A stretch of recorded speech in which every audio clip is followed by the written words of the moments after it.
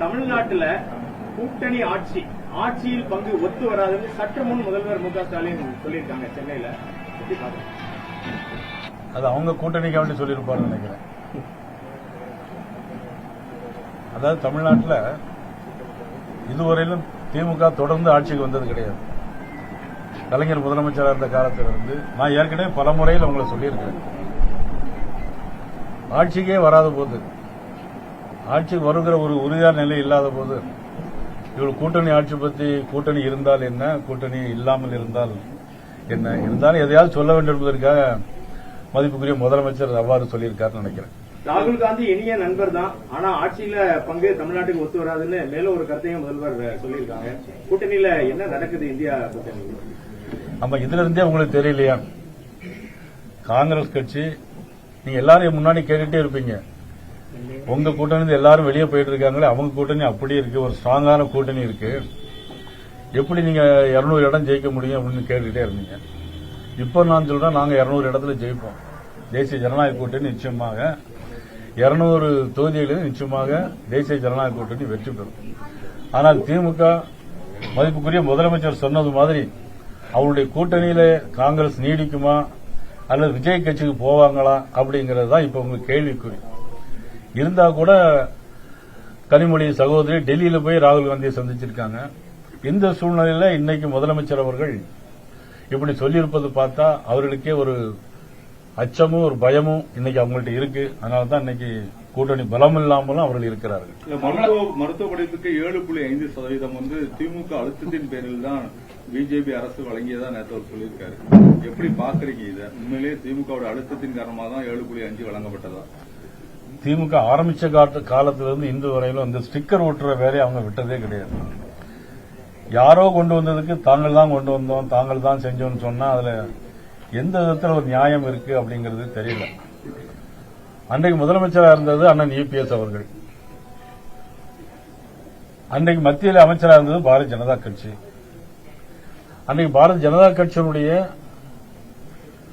மக்கள் நல்வாழ்வுத்துறை மத்திய மக்கள் நல்வாழ்வுத்துறை அமைச்சராக இருந்த மதிப்புக்குரிய ஜே.பி. நட்டா அவர்கள் இன்றைக்கும் அவர்கள் தான் அதே துறையில் அமைச்சராக நீடிக்கிறார்கள்.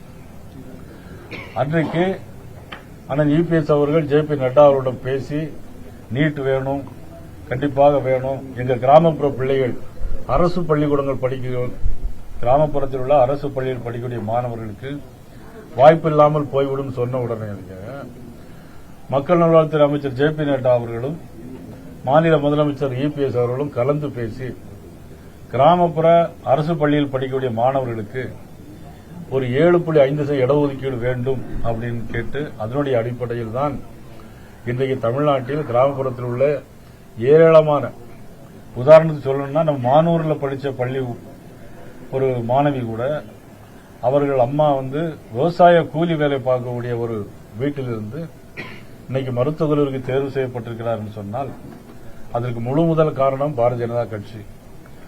அந்த பாரதிய ஜனதா கட்சியில் அமைச்சராக இருந்த ஜே.பி. நட்டா அவர்கள், அன்றைக்கு தமிழகத்துடைய முதலமைச்சராக இருந்த இபிஎஸ் அவர்கள்.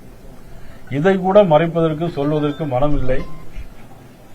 அவர்கள் செய்ததை தாங்கள் செய்ததாக சொல்வது எந்த விதத்தில் நியாயம்?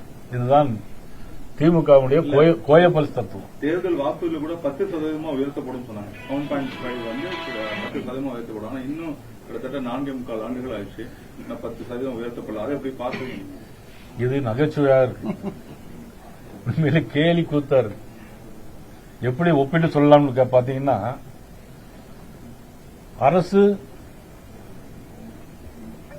அரசியல் வேலை பார்க்கக்கூடிய பழைய ஓய்வு திட்டத்தை தேர்தல் அறிக்கையில் கொண்டு வரணும்னு சொன்னாங்க. 4.25 வருஷம் ஆச்சு, இல்ல இன்னும் 2 மாசம் தான் இருக்கு. இப்போ ஜாக்டோச்சியோ போராட்டத்திற்கு பிறகு, ஆனா அவங்களுக்கு எந்த அடிப்படையில் லட்டு எல்லாம் கொடுத்துட்டு போனாங்கன்னு தெரியல. வாயில லட்டு கொடுத்தாங்க, திருநெல்வேலியா இருந்தா அல்வா கொடுத்துருப்பாங்க எல்லாருக்கும். லட்டெல்லாம் வழங்கிட்டு போனாங்க. அடுத்த ஜூன் மாசம் தாரான்னு சொன்னா எப்படி? ஜூன் மாசம் முதலமைச்சராக இருக்கக்கூடியது அண்ணன் இபிஎஸ் அவர்கள். தேசிய ஜனநாயக கூட்டணி அண்ணன் இபிஎஸ் அவர்கள் முதலமைச்சராக. 10% பிடிக்காங்க ஊழியர்கள், பழைய ஊழியத்தில் அது கிடையாது. இது ஏமாற்று வேலை. திமுக எப்பொழுதுமே ஏமாற்று வேலையில கைதேர்ந்தவர்கள். கலைஞரிடம் இருந்து நான் கற்றுக்கொண்டது உழைப்பு, அதை என் பையனுக்கு உதயநிதி துணை முதல்வர் உதயநிதி ஸ்டாலினுக்கு இப்ப கத்துக் கொடுத்துட்டு வரேன்னு முதல்வர் சொல்லியிருக்கிறாங்க. அதாவது குடும்ப ஆட்சி நாங்க தான் இருப்போம் அப்படிங்கறத மறைமுகமா சொல்லியிருக்காரு. தேசிய ஜனநாயக கூட்டணி நேற்று கலைஞர், இன்று மதிப்புக்குரிய ஸ்டாலின் முதலமைச்சர், நாளைக்கு அவருடைய மகன் துணை முதலமைச்சர் உதயநிதி ஸ்டாலின் அவர்கள் முதலமைச்சராக வருவார்கள் என்ற நம்பிக்கையின் அடிப்படையில் குடும்ப ஆட்சி அப்படிங்கறத சொல்லாமல் சொல்லியிருக்கார். ஆனால் இனிமேல் தமிழகத்தில் குடும்ப ஆட்சி நிச்சயமாக ஈடுபடாது. தேசிய ஜனநாயக கூட்டணி ஆட்சி 200 தொகுதியில வெற்றி பெற்று ஆட்சி அமைக்கும் சொல்றீங்க. பாஜகவுடைய நிலைப்பாடு வந்து கூட்டணி ஆட்சி தான் நீங்க சொல்றீங்க. இதை நீங்க திரும்ப திரும்ப ஒவ்வொரு தடவை இதே இடத்துல என்ன கேட்கறீங்க? ஆனா நீ பேசாம முதலமைச்சர், பெரும்பான்மை யார் இருக்காங்களோ அவங்க தான் அமைச்சராக வைப்பாங்க. போதுமா? வரக்கூடிய சட்டமன்ற தேர்தல் ரொம்ப கடினமா இருக்காது. 2021 ஒப்பிட்டு பார்க்கும்போது 2026க்கான தேர்தல் ரொம்ப எளிதா இருக்கும். நாங்க அவ்வளவு சாதனை பண்ணிருக்கோன்ற மாதிரி சமீபத்திய பேட்டியில முதலமைச்சர் சொல்லியிருக்கிறாரு. அவங்க சாதனை எல்லாமே பொய்யான தேர்தல் வாக்குறுதி தான் அவங்களுடைய சாதனை. உதாரணத்துக்கு சொல்ல போனோம்னா எந்த வாக்குறுதியும் சொல்லல. இப்ப சொன்னேன், இப்ப அவர்கள் சொன்னாங்க 10% கொண்டு வரோம்னாங்க. அங்கன்வாடி பணியாளர்களுக்கு காலமுறை ஊதியம் இன்னைக்கு வரை அங்கன்வாடி பணியாளர் காலமுறை ஊதியம் சொன்னாங்க. அதுக்கப்புறம் துப்புரவு பணியாளர்களுக்கு காலமுறை ஊதியம் தருவோம்னு சொன்னாங்க. அரசு மருத்துவமனைகளில் வேலை பார்க்கக்கூடிய செவிலியர்களுக்கு நிரந்தர பணியமர்த்துவோம்னு சொன்னாங்க. மின்சார வாரியத்தில் பணியிருக்கின்ற டெம்பரரியாக பணியாற்றணும்னா நிரந்தரமாக்குவோம்னு சொன்னாங்க. எதையுமே அவர்கள் செய்யல. 2021 சொன்ன தேர்தல் வாக்குறுதி எதுவுமே செய்யல. இனிமே என்ன செய்ய போறாங்க சாதனையா? மத்திய அரசு ரொம்ப குடைச்சல் கொடுக்கதாகவும் சொல்லியிருக்கிறாரு. திமுக வளர்ச்சியை பார்த்துட்டு மத்திய அரசு தினசரி குடைச்சல் கொடுக்குது. வரக்கூடிய தேர்தல் வந்து திமுக பின்னுக்கு தள்ளக்கூடிய அனைத்து வேலைகளிலும் மத்திய அரசு மறைமுகமாக ஈடுபட்டிருக்கிறாங்க. திமுக பின்ன தள்ளப்படுவது என்பது உறுதி. ஆனா அதுக்கு மத்திய அரசு காரணம் இல்ல, தமிழக மக்கள் தான் காரணம். இந்தியா டுடே இப்ப லேட்டஸ்ட் கருத்து கணிப்புல இப்ப அந்த மீட்டிங்ல தான் முதல்வர் பேசிட்டு வராங்க.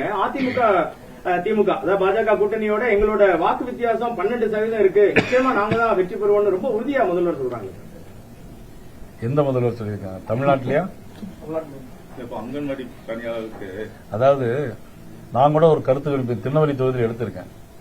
எனக்கு 20% இன்னைக்கு கருத்து கணிப்புல எனக்கு கூட இருக்கு. ஒரு டிவிலையும் கருத்து கணிப்பு எடுத்திருக்காங்க, அதுலயும் திருநெல்வேலி தொகுதி தான் கூடுதல் இருக்கு, ராதாபுரம் தொகுதி கூட இருக்கு. இந்த சூழ்நிலையில எப்படி முதலமைச்சர் அவர்கள் எப்படி சொல்ல முடியும்? அவங்க ஒரு கருத்து கணிப்பு வச்சு ஒரு பேப்பர்ல ஒரு விளம்பரத்தை போட்டுக்கிட்டு இருக்காங்க. அங்கன்வாடி பணியாளர்கள் கடந்த வாரம் கூட சபாநாயகரை சந்திக்கும் போது உங்களெல்லாம் நாங்க நிரந்தரப்படுத்துவோம், காலமுறை ஊதியத்துக்கான நிரந்தரப்படுத்தலாம், ஆனா எங்களுக்கு மத்திய அரசுல இருந்து வரக்கூடிய பணங்கள் அனைத்துமே வராத காரணத்துல நிரந்தரப்படுத்தலன்னு ஒரு தகவலை சொல்லிட்டு மத்திய அரசுல வட்டிக்கே கொடுத்திருக்காங்க. மக்களுக்கு தேவையான கோடி ரூபாய் இன்னும் வரல, எங்களுக்கு தமிழகத்துக்கு வந்தா நீங்களாம் நிரந்தரப்படுத்தப்படும், இதுக்கு காரணம் மத்திய அரசு தான் சொல்லி தன்னுடைய அவங்கள்ட்ட தெரிவிச்சு வராது சபாநாயகர். எப்படி பாக்குறீங்க? அதாவது காங்கிரஸ் கட்சியில இருந்ததை காட்டிலும் 300 மடங்கு அதிகமாக இன்னைக்கு தமிழகத்திற்கு பணம் வந்திருக்கு. கிட்டத்தட்ட 14 லட்சம் கோடி ரூபாய் வந்திருக்கு. இந்த 14 லட்சம் கோடி ரூபாயும் சாலைகள் மூலமாக, மருத்துவமனைகள் மூலமாக, விமான நிலையங்கள் மூலமாக, விமான போக்குவரத்து மூலமாக, ரயில் மூலமாக இன்னைக்கு 11 வந்தே பாரத் ரயில் போகுது. இது யாருடைய பணம்? மத்திய அரசோட பணம். எங்க ஓடுது? தமிழ்நாட்டில் ஓடுது. இன்னைக்கு திருநெல்வேலி மெடிக்கல் காலேஜில் 300 கோடி ரூபாய்க்கு மருத்துவமனை கட்டிடம் நடைபெற்றிருக்கு. இதுல 110 கோடி ரூபாய் மல்டி ஸ்பெஷாலிட்டி ஹாஸ்பிட்டல் நான் சட்டமன்ற உறுப்பினராக இருக்கும்போதே வந்தது. இப்போது 70 கோடி ரூபாய்க்கு கிரிட்டிக்கல் கேர் சென்டர், அதன் பிறகு 20 கோடி ரூபாய்க்கு புதிய நவீன மருத்துவமனைகள், இன்னைக்கு ஸ்கேன் சென்டர், எல்லாமே மத்திய அரசு கொண்டு வந்த திட்டம். முதலமைச்சர் ஸ்டாலின் அவர்கள் கொண்டு வந்த திட்டம் கிடையாது. இது எல்லாமே மத்திய அரசு கொடுத்த பணம். இவர்கள் இந்த கோயபல்ஸ் தத்துவத்தை, அதாவது திரும்ப திரும்ப ஒரு பொய்யை சொன்னா உண்மையாயிரும். அது மாதிரிதான் இன்னைக்கு திமுக தோல்வி பயத்தால மத்திய அரசு வரல. நீங்க என்ன செய்றீங்க? மக்கள் உங்களுக்கு தானே ஓட்டு போட்டாங்க. நீங்க ஒரு எம்பி கூட இன்னைக்கு தமிழ்நாட்டில் கிடையாது. நீங்க உங்க நிர்வாகத்தில் என்ன பண்ணீங்க? கல்வியில் சிறந்த தமிழ்நாடு, கவி கம்பன் பிறந்த தமிழ்நாடுன்னு சொன்னீங்களே, கஞ்சா முழுதும் விற்கிற தமிழ்நாடெல்லாம் இருக்கு. இன்னைக்கு மெத்தபட்டின் போன்ற சிந்தட்டிக் ட்ரக் எல்லாம் விற்கக்கூடிய நாடெல்லாம் இன்னைக்கு தமிழ்நாடு உருவாகி போயிருக்கிறது. சொத்து வரி கூட்டின தமிழ்நாடு, மின்சார கட்டணம் கூட்டின தமிழ்நாடு, மின்சார கட்டணத்தையும் சொத்து வரியும் கூட்டின திமுக அரசாங்கம். எல்லா அமைச்சர்கள் மீது ஊழல் வழக்குகள், பாலியல் வன்கொடுமைகள், லாக்அப் டெத் மரணங்கள். யாருடைய ஆட்சி? திராவிட முன்னேற்ற கழக ஆட்சியில் மதிப்புக்குரிய முதலமைச்சர் ஸ்டாலின் அவருடைய ஆட்சியில் இன்னைக்கு நடைபெற்றுக் கொண்டிருக்கிறது. திமுக கூட்டணியினோட பேச்சுவார்த்தை எந்த அளவுல இருக்கு? அது நடந்து முடிஞ்சவொன்னா கண்டிப்பா நான் உங்களுக்கு சொல்றேன். திமுக கூட்டணியில கூட்டணி ஆட்சி கிடையாதுன்னு முதல்வர் தெளிவா சொல்லிட்டாங்க.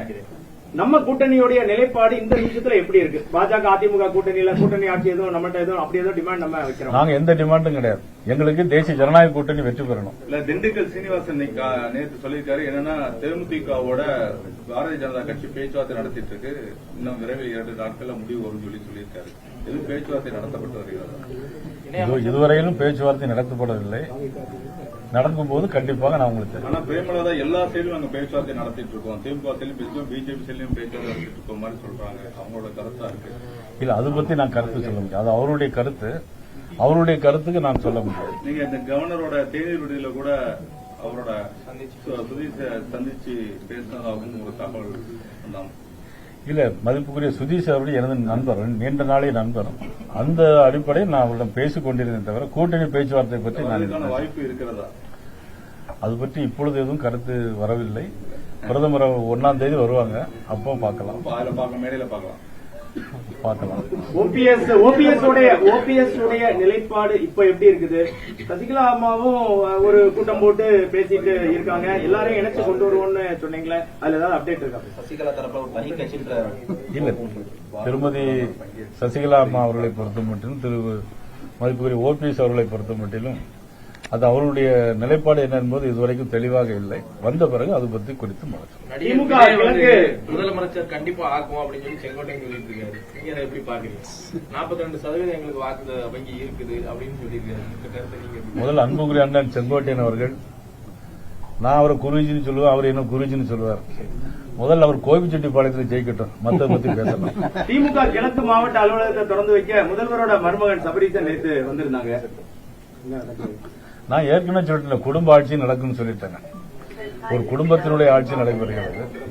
ஒரு குடும்பம் தான் இன்னைக்கு தமிழகத்தில் வாழ்ந்து கொண்டிருக்கிறது, ஆண்டு கொண்டிருக்கிறது. அதற்கான மாற்றம் மக்கள் மனதில் வர வேண்டும்.